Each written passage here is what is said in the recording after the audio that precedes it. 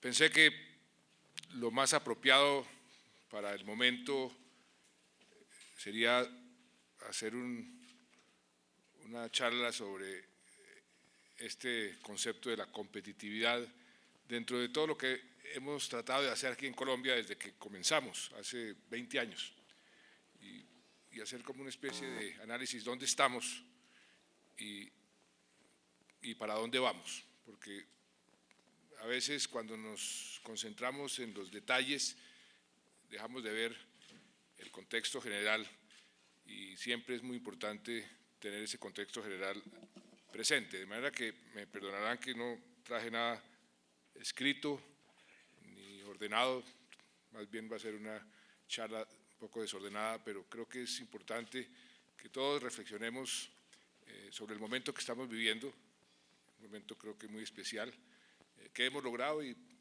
qué nos falta en esto de la competitividad. Comienzo por decir que el concepto de competitividad es un concepto muy discutido, es un concepto dinámico. Nació en forma paralela al proceso de globalización del mundo y al proceso de apertura de las economías. Me recuerdo perfectamente a comienzos de los 90, cuando nosotros abrimos la economía colombiana, que fuimos por primera vez al Foro Económico en Davos y yo le pedí cita al profesor Klaus Schwab y al profesor Jeffrey Sachs, que en ese momento estaba dirigiendo el estudio de competitividad del Foro Económico Mundial, y les pedí que incluyeran a Colombia, que nos gustaría mucho podernos comparar con el resto de los países. Lo hicimos por algo muy elemental, de sentido común. Si nos estábamos abriendo a la economía mundial, pues era bien importante saber dónde estábamos colocados, y ese índice que publica el foro pues era un buen indicador para señalarnos dónde podríamos mejorar y dónde podríamos hacer un esfuerzo mayor para estar siempre ganando puntos, ganando terreno en eso de la competitividad, que además es un concepto dinámico. Uno puede progresar, pero si los demás países progresan más, se queda uno rezagado. Es una competencia, es una maratón. Y por eso, pues desde entonces, comienzos de los 90, nos propusimos que este concepto de la competitividad lo pudiéramos internalizar, tanto a nivel de gobierno como a nivel de los empresarios. Recuerdo la dificultad, no solamente con los funcionarios, con la gente del gobierno, sino con los propios empresarios, acostumbrados muchos de ellos a no competir, a tener unas reglas de juego estables, claras, pero a nadie le gusta, en el fondo, si puede no competir, tener que competir. Y desde entonces comenzamos a tratar de identificar aquellos puntos donde es importante ponernos de acuerdo y avanzar para poder competir mejor. Desde entonces, un principio básico que para mí ha sido muy importante, que en cierta forma lo adquirí en mi experiencia con la Federación de Cafeteros, fue la necesidad de crear esa sociedad, esa animus societatis entre el sector público y el sector privado. La concertación, la necesidad de trabajar juntos, porque hasta ese momento había una especie de animadversión, como de prejuicio. El sector privado veía al sector público como una especie de enemigo y viceversa. ¿Cómo controlamos al sector privado? ¿Cómo lo ponemos en cintura? Era el enemigo, en cierta forma. Eso había que romperlo. Lo comenzamos a hacer, yo creo que con bastante éxito, inclusive institucionalmente. Comenzamos a imponer una nueva modalidad, entonces era nueva. Las instituciones del Estado, del gobierno, con participación plena del sector privado. Cuando creamos el Ministerio de Comercio Exterior, cuando creamos Proexport, cuando creamos Bancoldex, cuando creamos Fiducoldex, cuando creamos el Consejo Superior de Comercio Exterior, le dimos una amplia participación al sector privado, siempre dentro del concepto de trabajar juntos, porque si queremos ser competitivos, pues teníamos que romper ese prejuicio de animadversión entre el sector público y el sector privado y todos estar jugando en la misma cancha y tratando de meter los goles en la misma dirección. Eso yo creo que ha avanzado bastante. Yo creo que hoy, después, 20 años más tarde, podemos decir que, aunque todavía existe parte de ese prejuicio, yo diría más que en el lado del gobierno, de los funcionarios del sector público frente al sector privado y no viceversa, que hemos roto ese obstáculo, que para mí era un obstáculo mayor, y hoy podemos decir que este concepto de competitividad nos obliga necesariamente a trabajar juntos y a trabajar en forma coordinada. La competitividad tiene muchísimas facetas y tiene muchísimos factores. Al fin y al cabo, ¿qué es competitividad? Es simplemente la capacidad de un país o de una empresa para hacer negocios, para progresar, para poder crecer, para poder vender, para ser competitivos, como su nombre lo indica. Y ahí influyen todo tipo de factores. A veces se nos olvida los factores macro, el contexto general, y creo que en eso es bueno siempre resaltarlo para no olvidarlo, para preservarlo y para mejorarlo. Hoy en día, si uno pregunta alrededor del mundo qué factor es el más negativo, el factor que más frena el crecimiento de la economía mundial, el factor que más ha contribuido a las crisis que estamos sufriendo, yo diría, sin lugar a dudas, que es el factor político.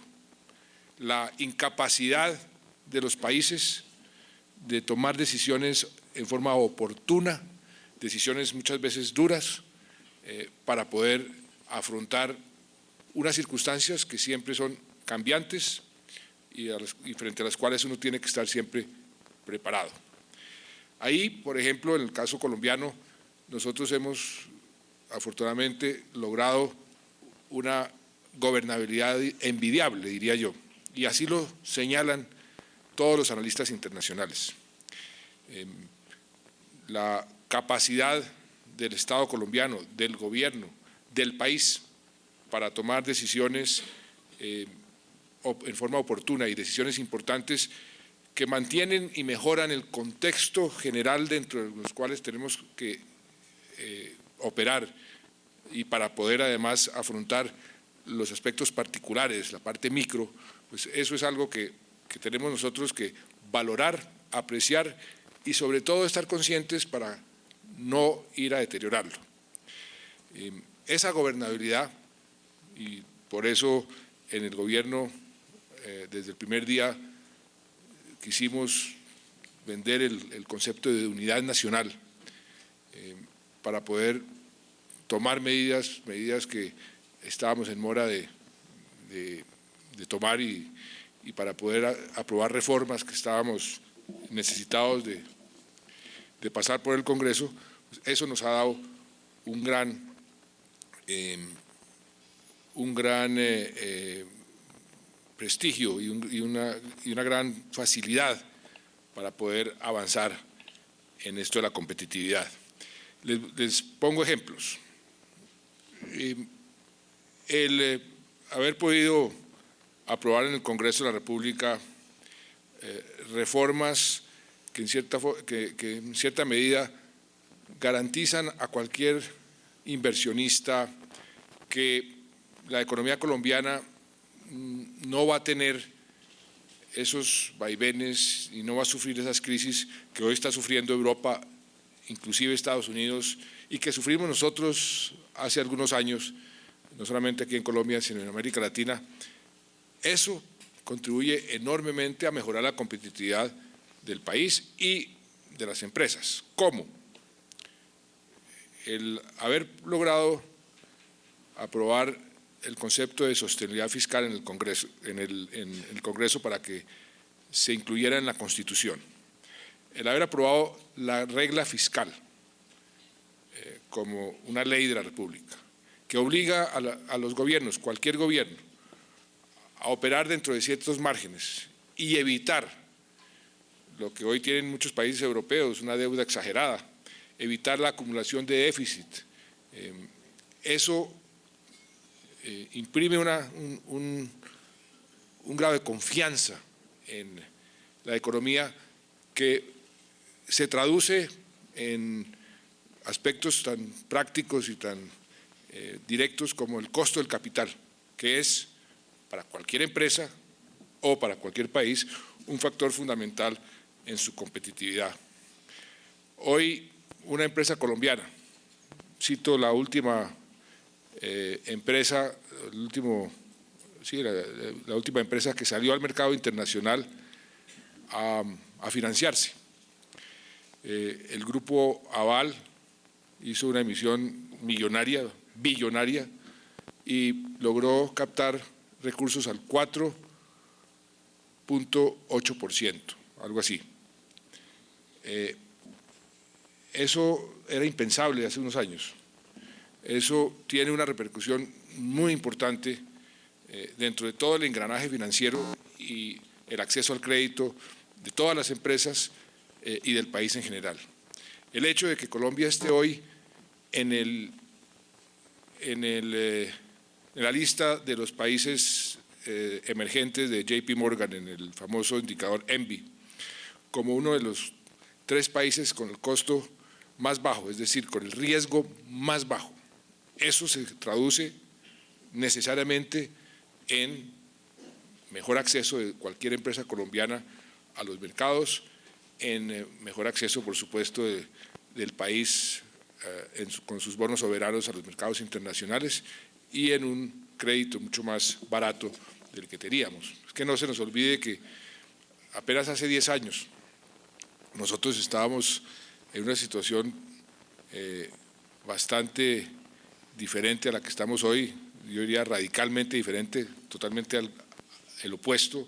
Estábamos a puertas de que nos cerraran totalmente el crédito, a puertas estuvimos de declarar una cesación de pagos, precisamente porque no había confianza, porque no había ningún tipo de tranquilidad sobre el futuro de nuestra economía. Y eso nos lo ha permitido, en cierta forma, la gobernabilidad que hemos podido construir.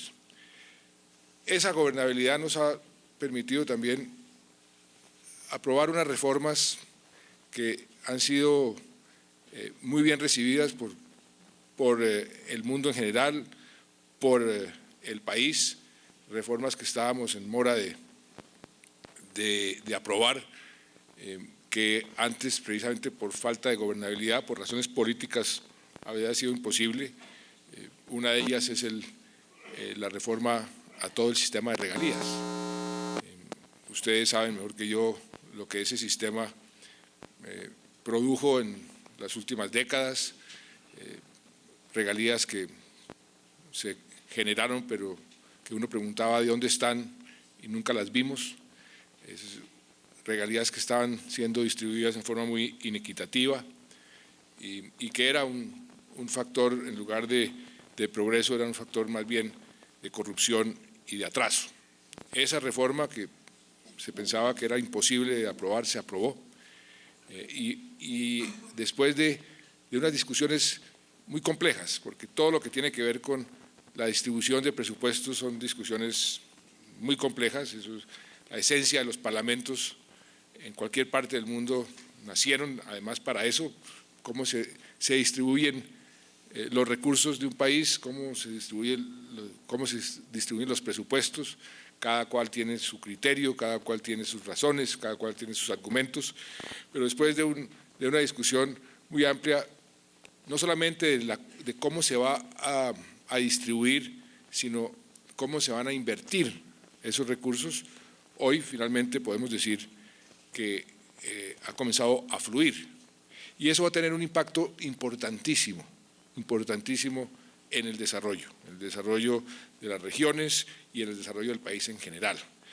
El concepto fundamental que informó todo este proceso es un concepto que la historia nos ha enseñado que hay que aplicar en cualquier proceso de desarrollo, y es que el desarrollo tiene que darse con un criterio regional, con un criterio de corredores de desarrollo, y eso es lo que hemos tratado de imprimir en este nuevo esquema de regalías. En estos primeros meses o este año, también por falta de algo que estamos también tratando de internalizar en la mente de los colombianos, de los funcionarios, de los gobernantes territoriales, alcaldes, gobernadores, del propio gobierno, y es la necesidad de prever hacia el futuro y de tener un banco de proyectos, un banco de proyectos estructurados. Es realmente triste y preocupante que muchas veces vienen aquí fondos de inversión atraídos por el milagro colombiano y dicen en qué podemos invertir, y le preguntan a uno y muchas veces no hay que ofrecerles porque no hemos tenido la precaución, y eso no se da de la noche a la mañana, eso tiene que hacerse poco a poco. No hemos tenido la precaución de ir creando un banco de proyectos y de ir creando la disciplina de estructurar bien proyectos que están disponibles, que cuando se presenten las circunstancias se puedan financiar.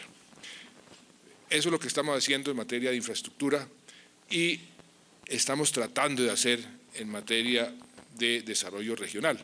Pero uno va, y esa es la verdad que estamos viviendo, a muchos departamentos y dice aquí hay 400.000 millones de pesos de regalías para proyectos de impacto en todo el departamento, deme un proyecto, y no existen, no hay.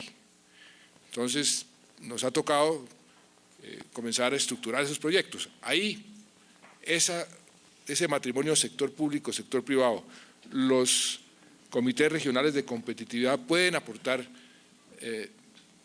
algo muy importante, y es acelerar ese proceso, porque los recursos están. ¿Qué nos ha tocado hacer? Pues a veces aprobar proyectos que no tienen realmente el impacto regional que deberían tener, pero que no podemos simplemente no aprobar recursos cuando se han generado tantas expectativas frente al proceso de las regalías. Pero lo que quiero resaltar es que el esquema ya está marchando, un esquema nuevo, se demoró también por la discusión no solamente de cómo se van a distribuir, sino cómo se van a invertir, quién toma las decisiones. Siempre hay esa pugna, esa discusión, qué tanta injerencia tiene el gobierno central, qué tanta independencia tienen las regiones, cómo puede uno conectar los proyectos para que tengan un sentido de desarrollo y que no vayan a enfrentarse los conceptos de desarrollo regional con el concepto de desarrollo a nivel nacional. Finalmente, logramos un buen equilibrio que todavía está en proceso de ir mejorando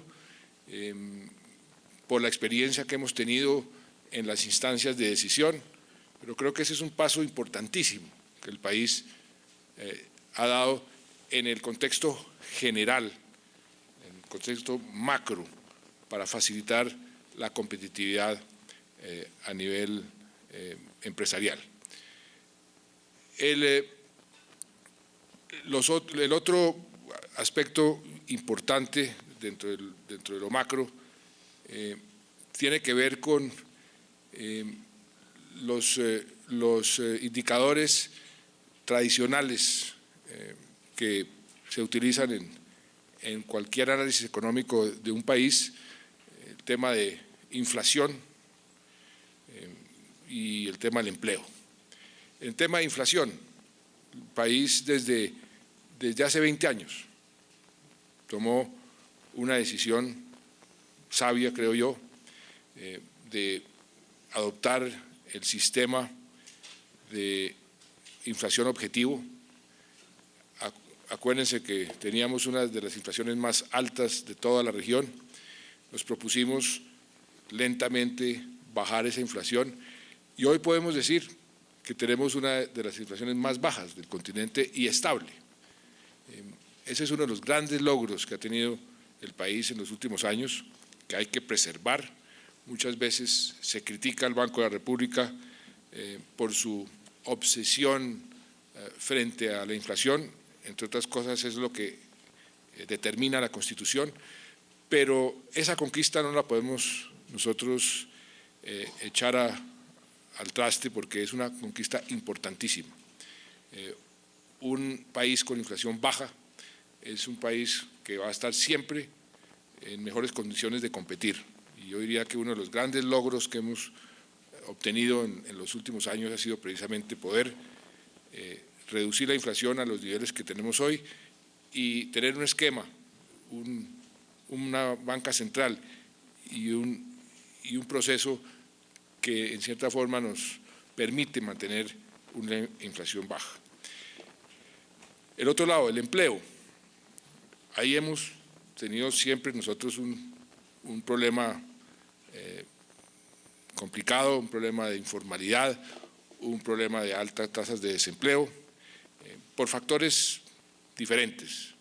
No voy a entrar en analizar pues, el mercado de trabajo, ese es un análisis muy profundo, pero hay ciertos elementos que son obvios y que hemos querido ir mejorando poco a poco. La parte de la informalidad. La parte de la informalidad tiene que ver con las dificultades de los empresarios y el costo de los empresarios de contratar. Tiene que ver también con la dificultad de después de contratados, si hay que despedir a una persona, pues prácticamente imposible. Y tiene que ver con las leyes laborales y tiene que ver con los costos laborales.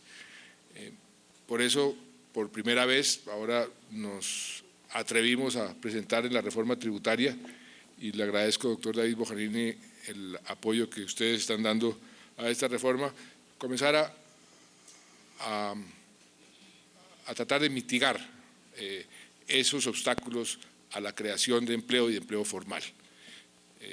Se sabe que los llamados parafiscales son uno de esos obstáculos.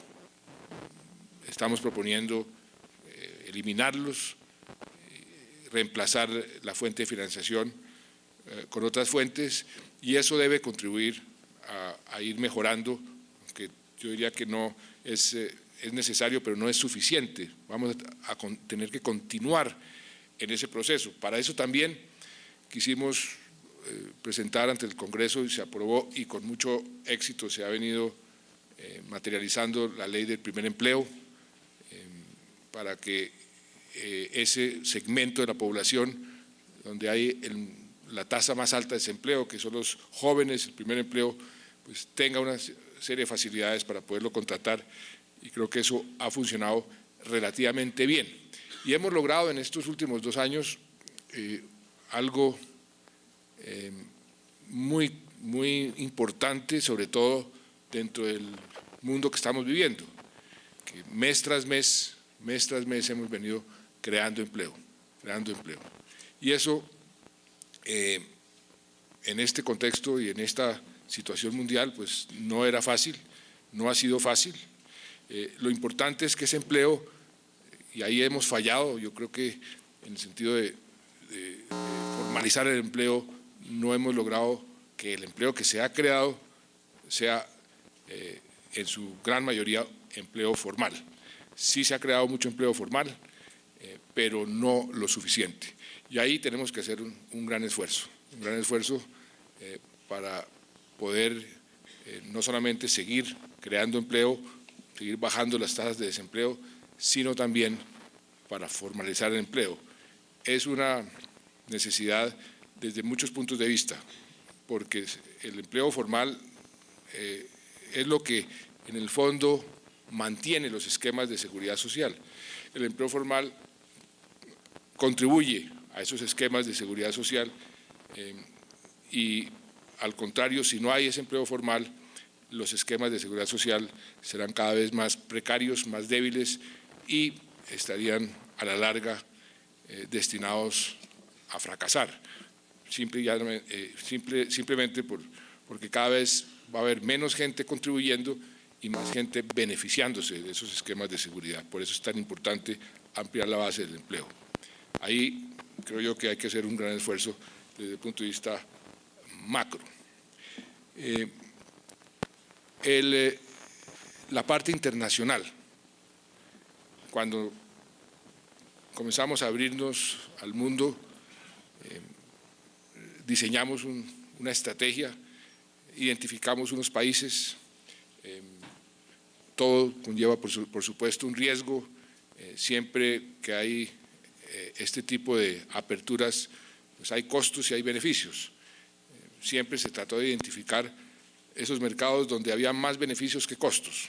Nunca esas decisiones son gratis, siempre hay algún costo, pero en términos generales ese proceso de ir abriendo nuestro mercado y abriendo y mejorando el acceso de nuestros productos a los mercados internacionales, pues si uno analiza lo que ha sucedido en estos 20 años, pues ha sido un logro muy importante. Lo hemos acelerado en estos últimos 2 años y en qué forma. Pienso que la aprobación del Tratado de Libre Comercio con Estados Unidos, que finalmente se logró, pues era uno de los pasos importantísimos dentro de nuestra política comercial.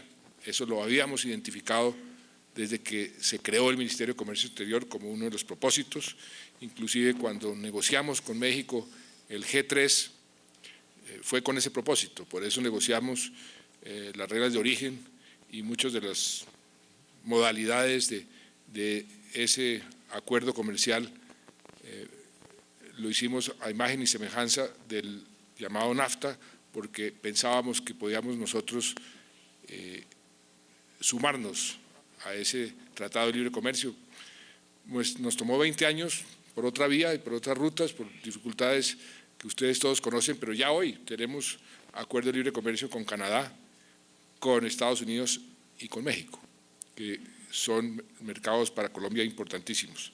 Pero no solo eso, en esa época hicimos un esfuerzo muy importante con los vecinos, Venezuela, Ecuador, Perú, dentro del marco de la Comunidad Andina de Naciones, que se llamaba el Pacto Andino, que se transformó en la Comunidad Andina de Naciones. Ustedes conocen las complicaciones que hemos tenido por razones políticas más que todo, pero son mercados para nosotros naturales e importantes. Yo diría que con el Ecuador el comercio sigue en forma muy positiva, ese mercado hay que cuidarlo. Con Venezuela lo que hay que entender es que tenemos sistemas, paradigmas completamente diferentes. En este momento un empresario colombiano y el gobierno colombiano y el modelo colombiano no encaja con el modelo venezolano. Entonces es un comercio más administrado, hay que entender eso para poder aceptar los riesgos.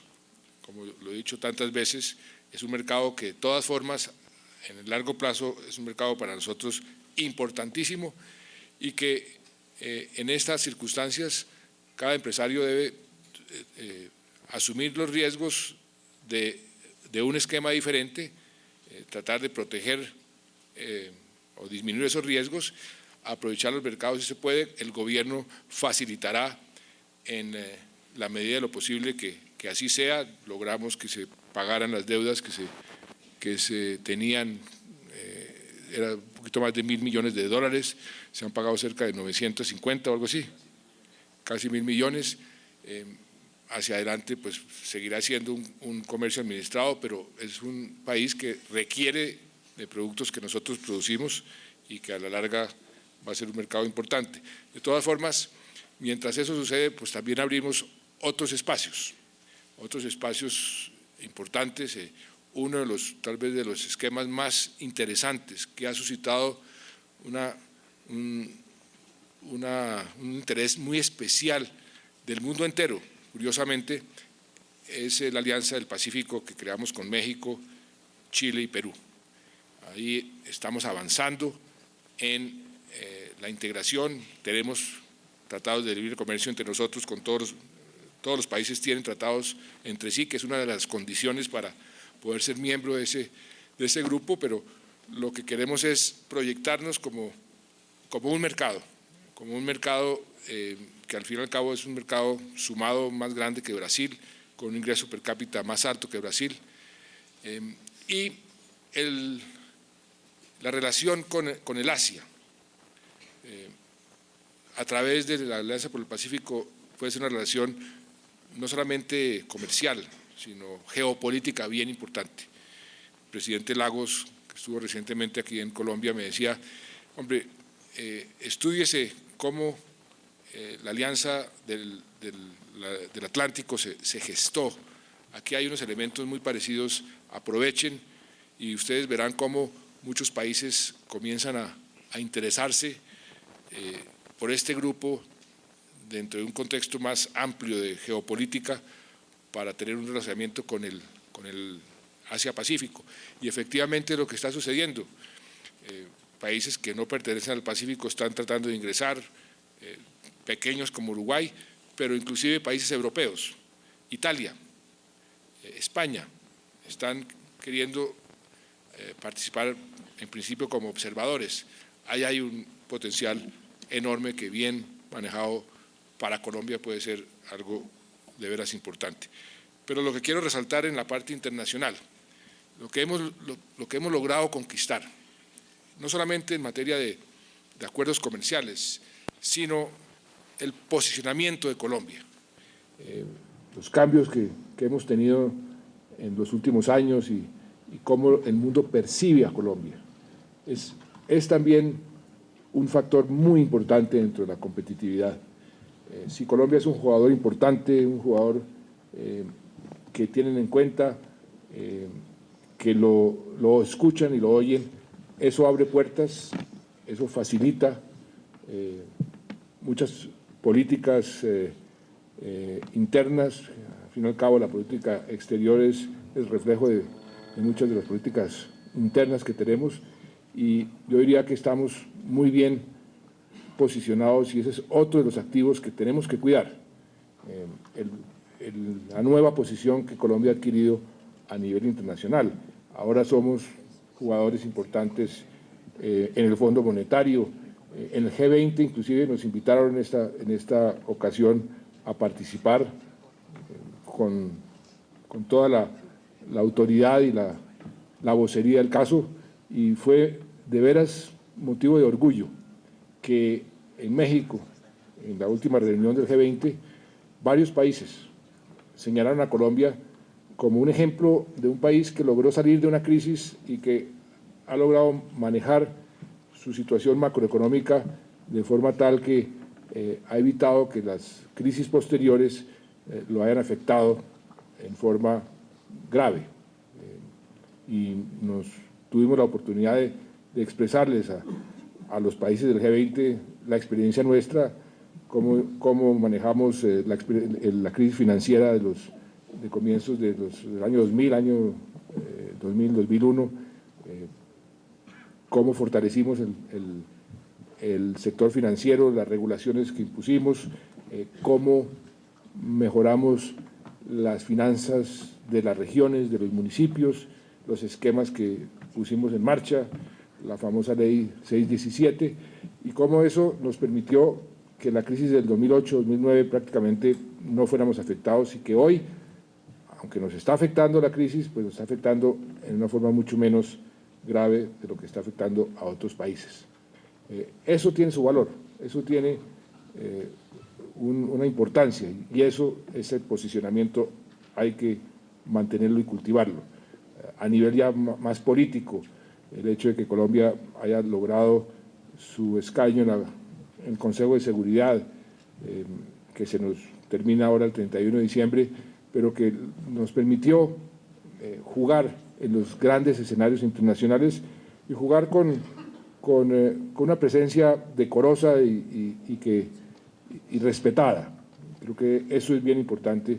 Cualquier país que mantiene ese tipo de posicionamiento internacional, pues por supuesto que le va a representar créditos en sus políticas internas. Con Estados Unidos, ustedes son testigos de las dificultades que tuvimos durante tanto tiempo. Hoy en día estamos en una situación privilegiada. Este mes vamos a tener una reunión de una instancia que creamos, una instancia en el tema de la seguridad de alto nivel, que Estados Unidos no tiene sino con muy pocos países. Tiene con Gran Bretaña, tiene con Corea del Sur, tiene con Australia y tiene con la OTAN, y ahora lo abrió con Colombia, para hablar sobre temas de seguridad no solamente bilaterales, sino regionales. Y vamos a ver cómo colaboramos a nivel regional, Estados Unidos, Colombia, en Centroamérica, en el Caribe, en la región en general. Ampliamos la agenda con Estados Unidos para salirnos simplemente de la agenda típica de lucha contra el terrorismo, lucha contra el narcotráfico. Ahora estamos hablando de ciencia y tecnología, de educación, de cooperación en medio ambiente, en muchos otros frentes. Hemos normalizado, por así decirlo, nuestra agenda internacional, y eso, dentro de la competitividad del país, pues es bien importante. Usted mencionaba, doctor David, el tema que es también muy importante, la justicia.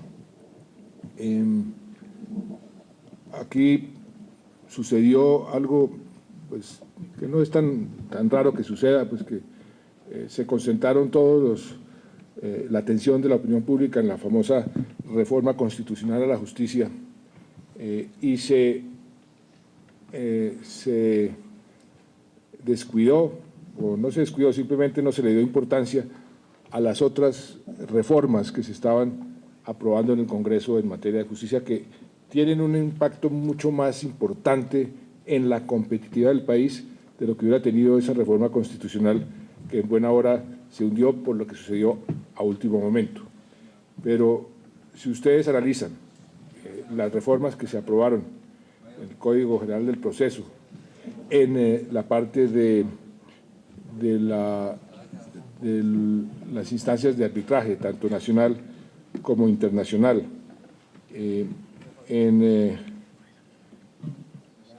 la otra reforma que hicimos fue el Código Nacional, el Código de Procedimiento, que cuando uno lo analiza y el impacto que eso tiene en la agilidad de la justicia, esas reformas que se aprobaron en forma paralela al fracaso o a la no aprobación de la reforma constitucional, mucho más importante para la competitividad del país de lo que era esa reforma constitucional.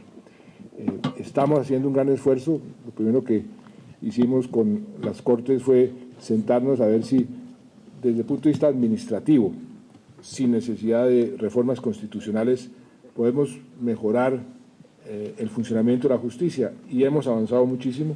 Estamos dando unos recursos importantes.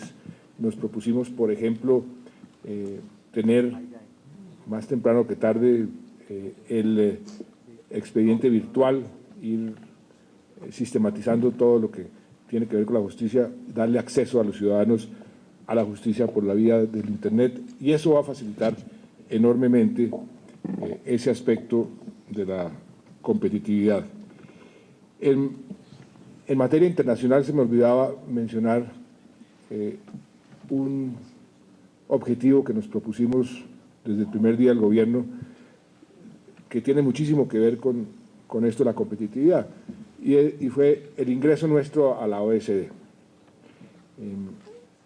Como ustedes me han escuchado muchas veces, la OECD no es un club de países ricos, es una instancia de países con las mejores prácticas, que están discutiendo permanentemente las mejores prácticas en muchos de los aspectos que determinan la competitividad de un país.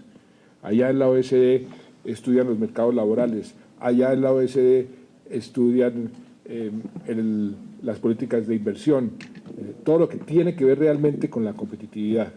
Y un país como Colombia, poder ingresar a esa instancia, pues es un paso enorme, que además nos amarra, nos obliga de por vida a mantener un estándar mínimo en materia de competitividad.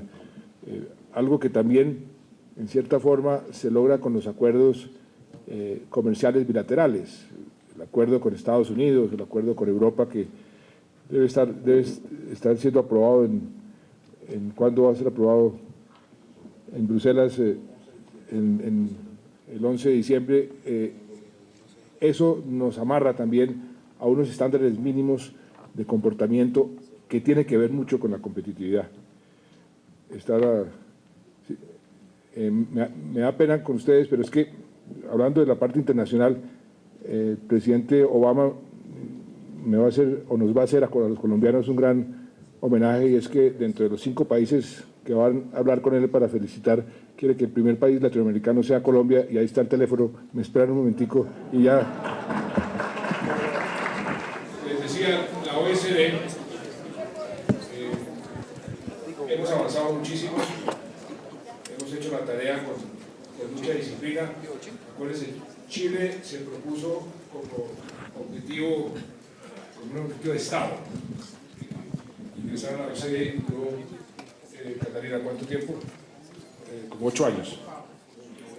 Nosotros ya estamos en varios comités. Eso es un proceso complejo, donde van midiendo al país en cada comité cómo cumple, cómo progresa, y en la medida en que ven que hay suficiente terreno conquistado, entonces ahí hacen una especie de invitación formal al país para ingresar. Hemos avanzado muchísimo, según dice el secretario general de la OECD, Ángel Gurría. Estamos muy bien posicionados. Vamos a ver en qué momento, posiblemente el próximo año, nos inviten. Si eso es así, romperíamos récord, porque creo que ningún país ha ingresado tan rápido, en 3 años, a esta organización. De todas formas, ya el solo hecho de estar ahí en ese proceso nos obliga, y esto es lo importante, a todos a mantener unos estándares en muchas de nuestras políticas. Por ejemplo, ahí hay un comité de lucha contra la corrupción, específicamente contra el soborno. Ellos han visto con muy buenos ojos lo que hemos aprobado aquí con nuestro Estatuto Anticorrupción, las medidas que hemos venido tomando para evitar la corrupción, los sistemas que hemos venido implantando en materia de licitaciones, la transparencia de esos sistemas. Todo eso es sujeto a un escrutinio permanente que nos retroalimenta y nos indica si estamos haciendo las cosas bien o no. Y ahí hemos aprovechado eso para ir avanzando en muchos frentes. Por ejemplo, la licitación que hicimos hace unos meses por 1.2 billones de pesos en materia de infraestructura. La forma como se abrió esa licitación, las modalidades de adjudicación fueron inclusive elogiadas por los perdedores.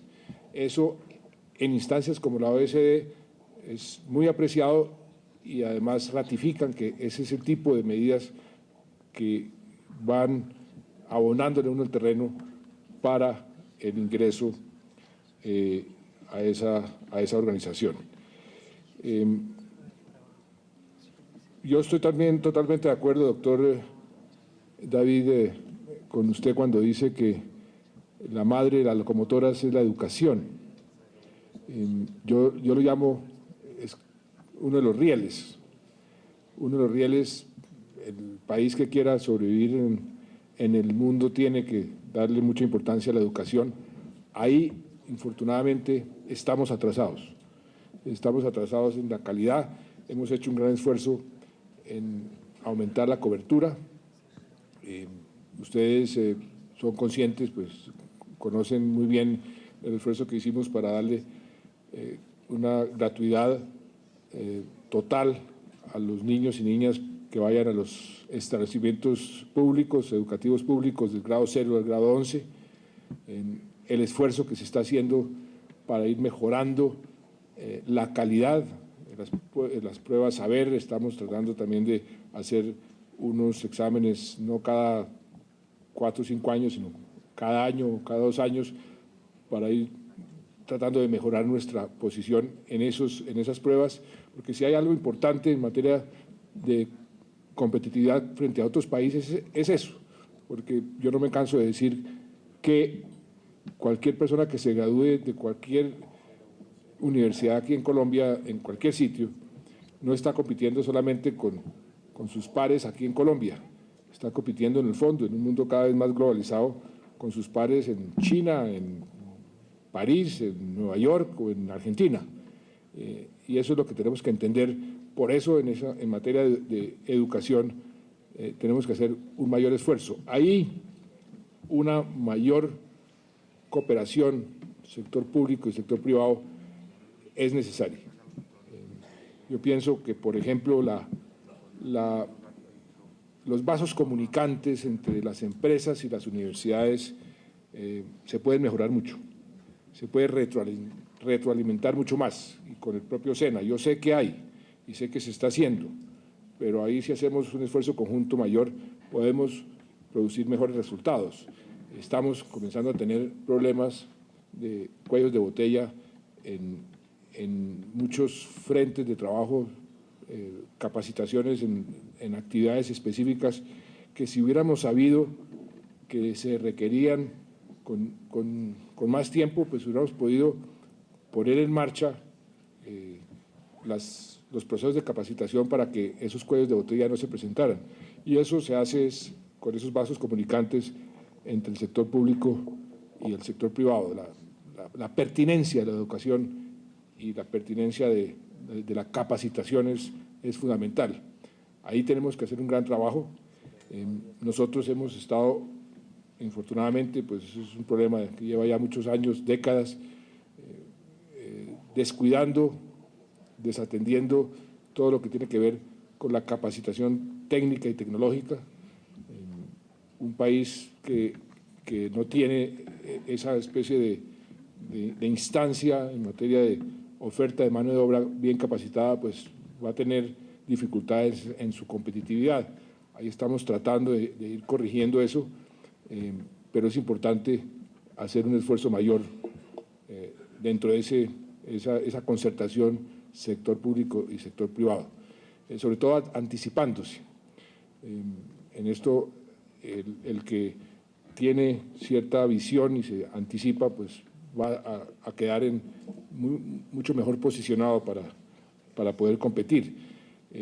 Hemos hecho un esfuerzo grande en tratar de mejorar la cobertura de la educación superior. Se ha aumentado, yo diría que no suficiente, y ahí podemos también hacer un esfuerzo mayor. Se están acreditando muchas de las universidades, mejorando la calidad, y en eso, pues cualquier cosa que se haga en materia de educación es bienvenida, porque ese sí que es un aspecto importantísimo. Y ahí me lleva eso a la parte de la innovación y la productividad. Dentro de las regalías, como les hablaba, la reforma ustedes conocen muy bien ese 10% que se destinó a la innovación, a la ciencia, a la tecnología. Estamos discutiendo todavía, ya se creó pues una instancia, pero eso hay que irlo calibrando para ver esos recursos, cómo se invierten de la mejor forma posible. Mi intuición o mi pálpito me dice que si podemos lograr sinergias con el sector privado y ubicar e invertir esos recursos para obtener los mayores resultados con el sector privado, sería la mejor forma de invertir esos recursos, que no se... el sector privado también tiene muchos vasos comunicantes con el tipo de investigación que se puede hacer, no solamente para mejorar la productividad en el sector privado, sino para ir descubriendo y ampliando fronteras dentro de nuestro propio país. Este es un mundo donde nosotros tenemos un gran potencial, pero que infortunadamente no hemos desarrollado las destrezas apropiadas. Hasta ahora estamos dándole la importancia. El porcentaje de recursos que el país le ha invertido a la ciencia y tecnología son mínimos frente a las necesidades, y ahí hay un área donde si no hacemos lo correcto, pues nos vamos a quedar retrasados de por vida. ¿Por qué es tan importante la innovación y por qué es tan importante esa investigación? Porque ¿para qué quiere ser uno competitivo? Pues para poder producir más, para poder crecer más. El crecimiento, digamos, es una condición necesaria para poder generar el bienestar, el empleo, las variables con que mide uno el éxito de una economía. Nosotros queremos montarnos en la senda del crecimiento positivo, alto y de largo plazo. Pero cuando uno hace un análisis de cuáles son las fuentes de ese crecimiento y cuáles han sido las fuentes de crecimiento de los países que han logrado crecer a tasas altas durante mucho tiempo, descubre uno que los factores tradicionales, que han sido los factores de crecimiento de Colombia, nuestros recursos naturales, la minería, el petróleo, la industria, los factores tradicionales explican un porcentaje de ese crecimiento. El resto lo explica un aumento en productividad que se da por aspectos como la innovación. Por eso es tan importante. Repito, si queremos tener una economía con un crecimiento relativamente alto y sostenido en el tiempo, es absolutamente indispensable que podamos internalizar la necesidad de innovar permanentemente y que el componente de mayor productividad se convierta en un componente que explique por lo menos, diría yo, un 2% o 2,5% del crecimiento. De otra forma no vamos a poder sostener, porque los recursos naturales son finitos. No podemos seguir creciendo simplemente a punta de exportaciones de carbón. Eso no es un crecimiento sostenible en largo plazo. Entre otras cosas, el carbón ha bajado de precio en los últimos meses de 120 como a $75. Nadie se preveía eso.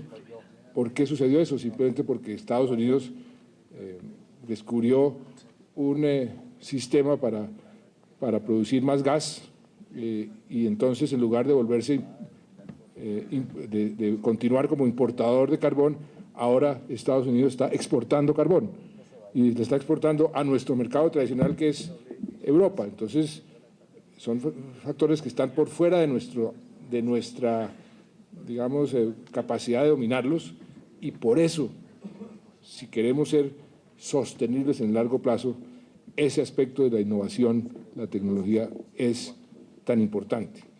Y eso es una cultura que infortunadamente nosotros la hemos descuidado. Hasta ahora la estamos asimilando.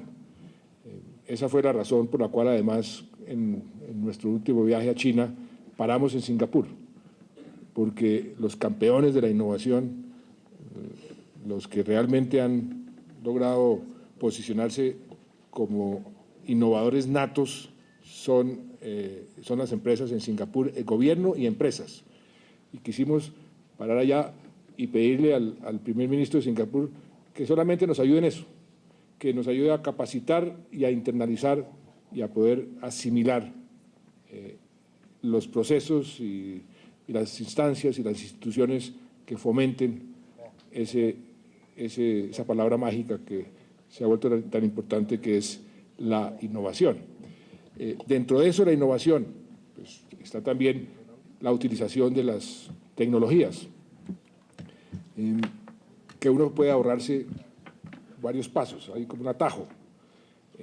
En materia de educación, si uno logra una correcta aplicación de la tecnología, pues puede acelerar el incremento, el mejoramiento de la calidad de la educación y en una forma importante.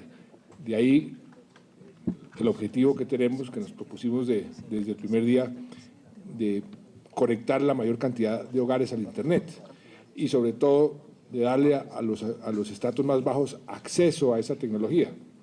Ustedes ven que, por ejemplo, en las 100.000 casas que vamos a darle a los más pobres de los pobres, todas esas casas van a tener conexión a Internet y todas esas casas van a tener un subsidio de 300.000 pesos para que compren un computador.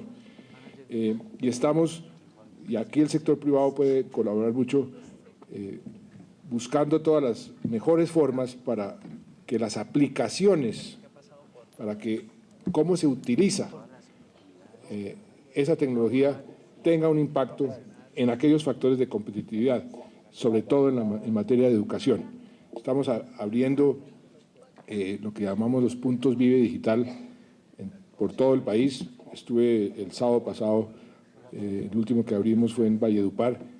Esos muchachos, esos niños que por primera vez tienen acceso a esa tecnología, la capacidad y la rapidez con que asimilan eso.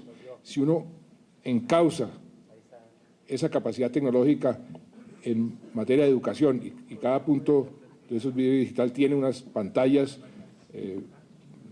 con la última tecnología para enseñarle a los niños con las pantallas electrónicas todo tipo de capacidades, por ejemplo, en materia de matemáticas y de lenguas y eso, ahí hay una oportunidad de dar un brinco importante en materia de calidad.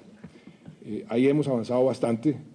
2.2 millones de hogares están conectados, ya llevamos como 5.8, 5.9. Esperamos terminar el cuatrienio con 8.8 millones, que son casi el 50%. Y los colegios, todos los colegios estamos dando computadores, estamos fomentando el uso de la tecnología, donde hemos encontrado algunas dificultades. Hemos encontrado unos docentes muy entusiasmados, muy comprometidos, pero otros que dicen, no, pues a mí me queda 5 años y me voy a jubilar, ¿yo qué voy a ponerme a aprender de computadores a estas alturas?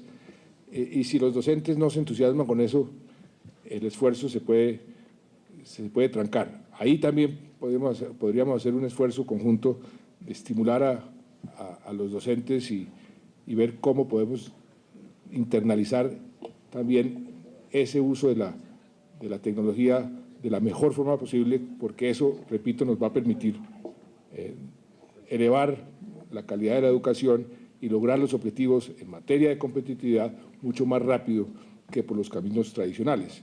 Y eso de la tecnología y la innovación casi que están como casados. Son dos conceptos que se entrelazan el uno con el otro.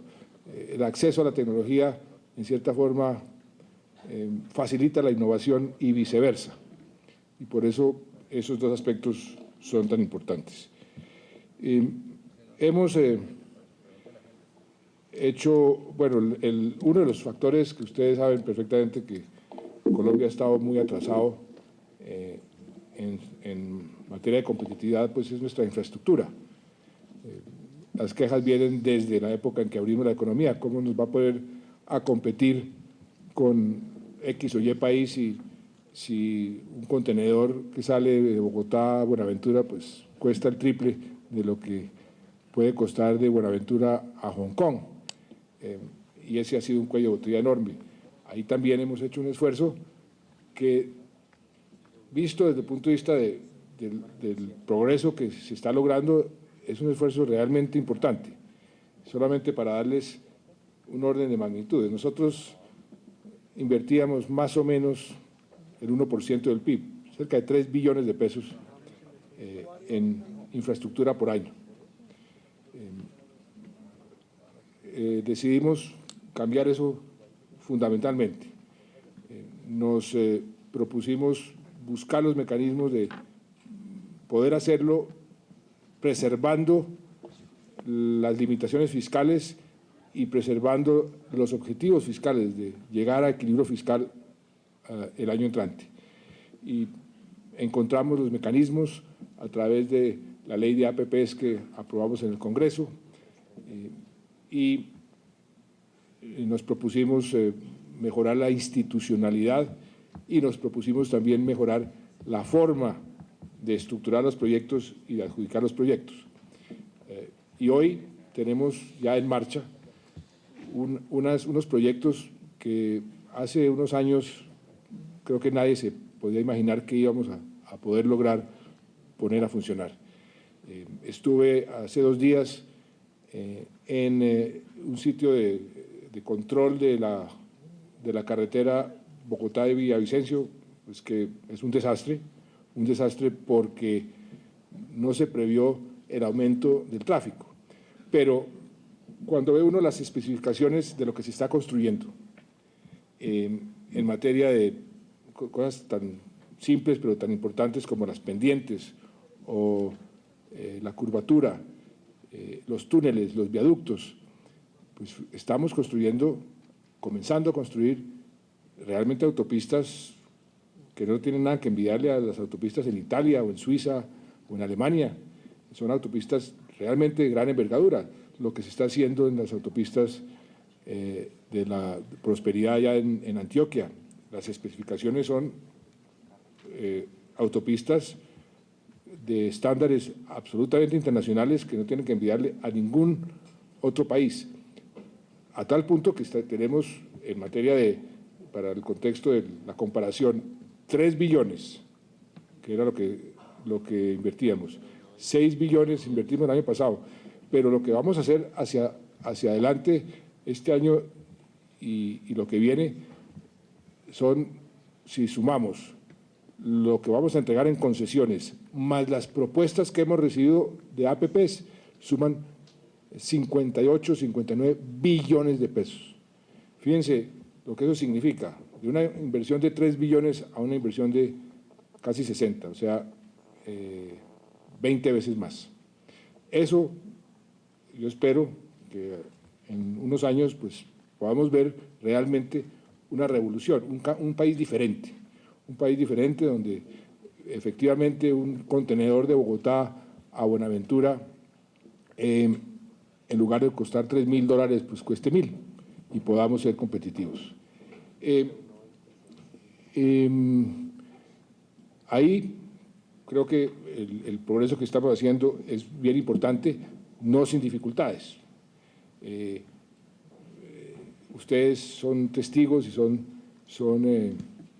además víctimas pues, del tema de las licencias, el tema de las comunidades, el tema de las expropiaciones de los terrenos y todos los litigios que hay. Ahora nació uno nuevo, creíamos que teníamos ya todo solucionado para la vía a Buenaventura.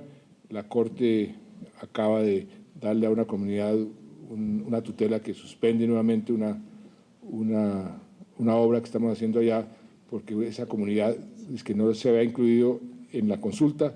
Todo eso pues son temas que hay que ir resolviendo y que estamos con todo el propósito de resolverlo, que son dificultades que se presentan pero que son superables. En fin, ya me estoy alargando más de la cuenta. Lo que quiero es decirles que en el contexto general del país en este momento, el ambiente macro, el ambiente económico internacional en comparación con lo que estamos haciendo aquí en Colombia, todo eso influye muchísimo en la competitividad del país. Y ya los aspectos puntuales del informe que ustedes están presentando, pues el gobierno está más que dispuesto a sentarse, a irlo arreglando uno por uno. Yo hablaba con el presidente de Chile. En Chile tienen una persona, o no, un grupo de personas dedicadas exclusivamente y solamente a los indicadores de competitividad. Alimentar, eso es algo que podríamos hacer nosotros, doctor Sergio, alimentar a las instancias que publican esos índices de competitividad. Yo tuve la oportunidad, como les decía al principio, de sentarme con el profesor Schwab y con Jeffrey Sachs a analizar la primera participación nuestra en materia de competitividad. Eso lo han venido, digamos, cambiando, mejorando. Lo del World Economic Forum es una cuestión de percepción. Y fíjense, y con esto termino, si tuviéramos una mayor comunicación con el World Economic Forum, podríamos a veces corregir algunas calificaciones negativas si damos más información objetiva, porque no es que vamos a dar información que no sea real. Acabamos de hacer el estudio más completo que se ha hecho en el país en materia de victimización. ¿Qué descubrimos? Que nosotros somos bastante masoquistas en materia de seguridad. ¿Por qué digo que bastante masoquistas? Lo digo yo como antiguo periodista. Le damos el tema de la seguridad, por supuesto, producto de la violencia que hemos vivido. No, eso no es inventado, eso es real. Si ha habido un país que ha sufrido la violencia y ha sufrido inseguridad, pues ha sido Colombia.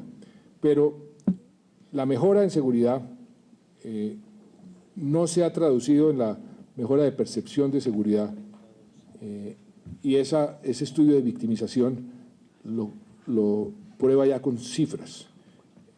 En términos generales, las ciudades colombianas no tienen una victimización mayor al promedio de las ciudades en el resto del mundo. Estamos más o menos dentro del promedio. El promedio es más o menos el 20% de la gente que fue consultada, que fueron más de 178.000 personas, fue en los últimos 2 meses víctima de algún tipo de delito, de algún tipo. Ese promedio es parecido al promedio de muchas ciudades. Pero, cuando les pregunta a uno, ¿usted se siente inseguro? De ese 20% sube a 61%.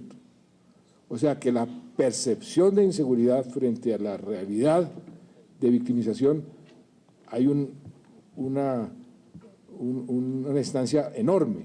Entonces, sí hay un problema, y ahí lo comprueba, de percepción. No queremos decir que estemos viviendo en un paraíso, tenemos muchos problemas. En algunas zonas los problemas se han agravado, pero en términos generales nosotros mismos nos encargamos de alimentar la percepción de inseguridad, que por lo menos no guarda ninguna relación con la realidad en materia de victimización. Si uno ve al World Economic Forum, ¿dónde estamos en materia de seguridad?